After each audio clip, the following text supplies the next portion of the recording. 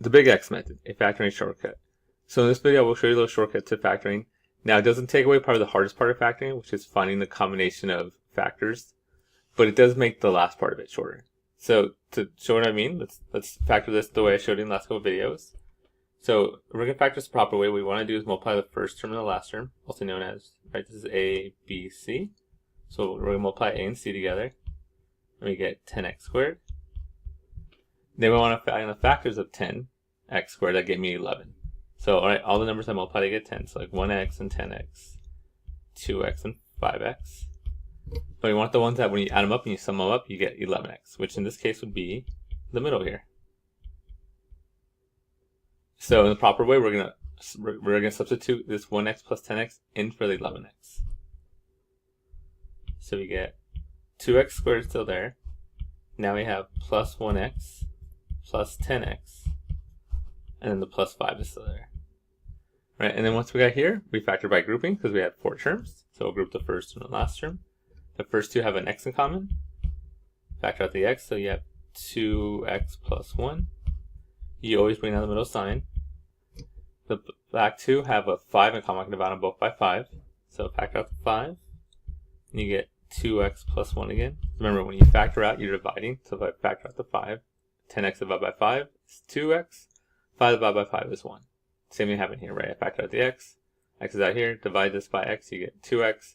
Divide 1x by x, you just get a 1. And now these match. So you can factor that out. Factor those out.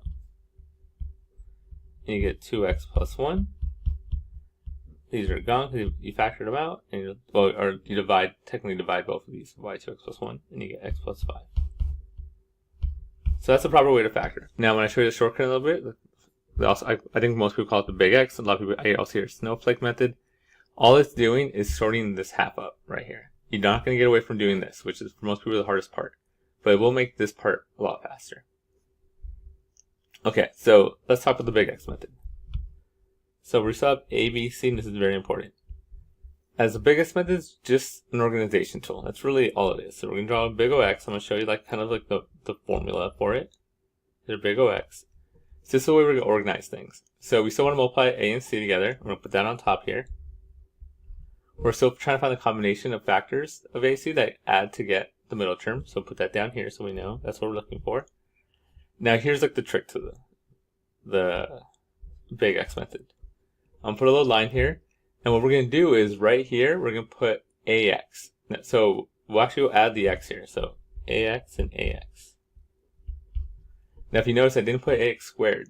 That's because when you multiply these, you're going to get x squared, which is what we want. You might say, well, doesn't a and a give me a squared, which I don't want? Well, we'll reduce and actually take care of itself. So it's just like the method. It's just a setup for it. And you might ask what goes here and here. Those are the factors. So here and here will be the factors that we find underneath the ax. And by the way, to help yourself out, a lot of times you see people do this. Just to remind you that the way you get AC is you multiply the first and last to get the top number, and you want to add to get the bottom number. So now that we have that squared away, let's talk about the method of doing this. And let me erase this to make it a little more space. So one, we're going to fill out the big X. 2, let's find the factors. Right, so it gets really fill out big X. 3, we're going to reduce. That'll make more sense in a second. And then 4, we're going to rewrite.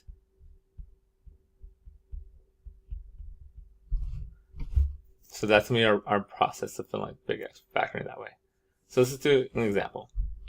So if we're going to do this one, write my big O X, we're going to fill it out. So we're going to multiply to get the AC, we're going to multiply 2 times 5. I don't need to add the X in this case. So it's 2 times 5. So we just want to find the numbers that work. And we're going to put the B in the bottom, right? So we're trying to find numbers that multiply to get the top, but add to the bottom. We're going to put a line here and here. And then we're going to put AX there. So again, it's not AX squared, it's the AX. Because when we multiply them, we will get the square we want. So we're going to put 2x and 2x. So I filled out the big X for now. Now I got to find the factors. So I want to fill out this portion of it. So again, this is the part that never changes. No matter which way you factor, you always have to do this portion of it. You always have to find the things that multiply to get AC, but add to get B, right? The numbers that multiply to get 10, but add to get 11. So we did them over there, but let's do it over here. We'll separate. So here's 10, and I gotta find my factors of 10. So that's what 1 and 10, and 2 and 5. Right, the two numbers that multiply to get 10, and we want to add them up to see which one gets us 11, and that'll be 1 and 10. So 1 and 10. Right. So my steps: I filled out the big X. I found the factors that got me that multiply to get 10, but I had to get 11. Next, we got to reduce. This is super important. We want to reduce these. So 2x over 1, I cannot reduce. Nothing goes there. Go over here, and I'm going to leave it like this. You don't want to make it just 2x. You want to leave it that way. Over here, you can reduce them. You can divide them both by 2. So we're going to get x over 5. And now we're pretty much done. We just got to rewrite it. When we rewrite it, we're just going to write 2x plus 1, and then x plus 5. And there you go. We get the exact same answer. Right, so you're just going to add the top plus the bottom. Top plus the bottom. And that's big X. Now again, I did this so I explained all the process, so it didn't seem like that much faster, but in generally it's actually a lot faster to do it this way than to do it that way. Again, whichever way works for you. There's multiple ways of factor. These are not the only two, but these are just probably the two I started using the most now. So let's do a couple more examples. Let's do this one. So I'm going to do the big O(x). I multiply the 1 times the negative 8, so I get negative 8. I put the negative 2 in the middle down here. Line, x, and x. Right, notice there's no number in front, so it's just 1x, 1x. Okay, you don't ever put the square. Now what we're going to do is we'll do what we always do. We try to look for the factors of 8 that add to get negative 2. Right, so everything that multiplies to get 8. So negative 1 and 8. By the way, keep in mind it's a negative, so I need both negatives. Sorry, I need one of them to be negative, one not to be negative. Negative 8 and 1, negative 2 and 4, negative 4 and 2. Add these up. You get 7, negative 7, 2, and negative. So that's the winner. So negative 4 and 2. Nothing reduces because this is one of the easier ones. And you just rewrite it. X minus 4, x plus 2. And that's the factors of that. Now again, this one particularly, there's no number in front. There's actually much faster ways to do it. You can just skip ahead and do this. But if you wanted like a method you could always do that kind of works, the big X method works. And I used to not like the big X method, but now I pretty much use it all the time. So this next one, to show you something a little bigger. So we're going to do the same thing, right? So we're going to multiply 6x squared 6 times 15. We'll multiply these two to get that. Now 6 times 15. I'm going to get a bigger number here. So I get 90 on top. I get negative 19 on the bottom. Let's fill out the sides. So we put a 6x and a 6x. Right? So we always use the ax over there. Right? We don't put the square, it's the ax. And now I got to do what we normally do. Right? We have to find the factors of 90 that add to get negative 19. Now keep in mind it is a positive 90, but a negative 19. Only that happens. Only way you can multiply to get a positive but add to get a negative is if they're both negative. Right? The general trick is if the number on top here is positive, it has to be the same sign. In this case, it will be negative. So like negative 1 and negative 90, negative 2 and negative 45, negative 5 and something, negative 6 and 15, and then negative 5 something. But honestly, I don't have to write them all out if you kind of see what it is. In this case, 9 and 10. Negative 9 and negative 10.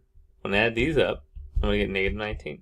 So you don't have to list out all the possibilities if you actually happen to know the factors. That could save you some time also. So if you're like, oh, I know the two things that multiply to get 90 but I take negative 19, you just skip all this step and just put it here. Negative 9 and 10. You can't skip the next step though. You do have to reduce it.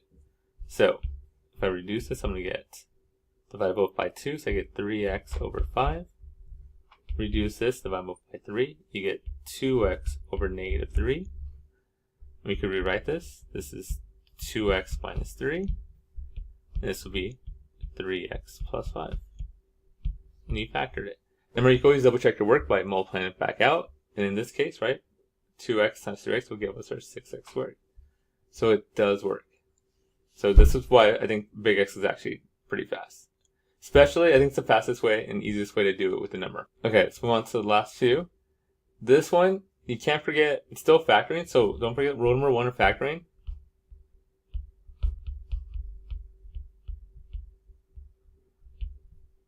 is to factor out monomos first. Factor out monomos, which is whatever they have in common, first. That's if you can. So here, right, you could go, I'm going to multiply 8w cubed times negative 6w, and you're going to get something to the fourth. But what you want to do first is factor out what they have in common. These all could be divided by 2, and they all have a w. So you factor that out first. And remember, when you factor, you just divide. So 8w cubed divided by 2w is 4w squared. 8 divided by 2 is 4. And negative 6 divided by 2 is negative 3. So now, all we have to do is factor this guy. And that we can do with our big X. 12 big X. We'll apply the first and last, and I get negative 12. The 4 goes down there. We'll put 4w here and 4w there. Right, so we always put this there without the square. And then we want to find the factors of negative 12 that add to get 4. Now keep in mind, in this case, it is a negative 12, it has to be different signs. So I could do like negative 1 and 12, negative 12 and 1, negative 3 and 4, negative 4 and 3, negative 2 and 6, negative 6 and 2. This time, negative 2 and 6. And again, if you can look at it and just figure out the factors, you can save yourself a whole lot of time. So let's put negative 2 and 6 here. Don't forget to reduce. So these divide by 2. So you get 2w over 3. Over here you have to reduce also. Now try to reduce it, don't just divide, reduce. Divide by 2, because you need the fraction. So I get 2w over negative 1. And then rewrite it. 2w minus 1. And 2w plus 3. You can always check your work by multiplying. That'll get you the right answer. Actually, almost forgot. Don't forget the 2w you factored out. That has to go in front. There we go. Now that gets you the right answer. Okay, one last one, then let people go. This one I'll make one spot. 2w squared minus w plus 7. Let's try to factor this big X. So we're going to do our big X. We're going to multiply the first and the last, and we get 14w squared. That goes in the middle, so negative 1. Keep in mind, just want the number, coefficient, negative 1. We'll put 2w here and 2w there. We want to find the factors of 14. I guess I'm going to need to put the w squared, so 14 is fine. So factors of 14, that adds to get negative 1. So it's a positive 14 and negative, so they should both be negative. So, but let's look at all our combinations. So negative 1 and negative 14, negative 2 and negative 7. When I add these up, I get negative 15 and negative 9. There's no way to get negative 1. It's just not possible. When it's not possible, that means it's not factorable. And anything that's not factorable, we call it prime. So if you can't find the combination, just like before, it's prime. You can't solve it. Or you can't factor it, to say. Anyway, that's the lesson.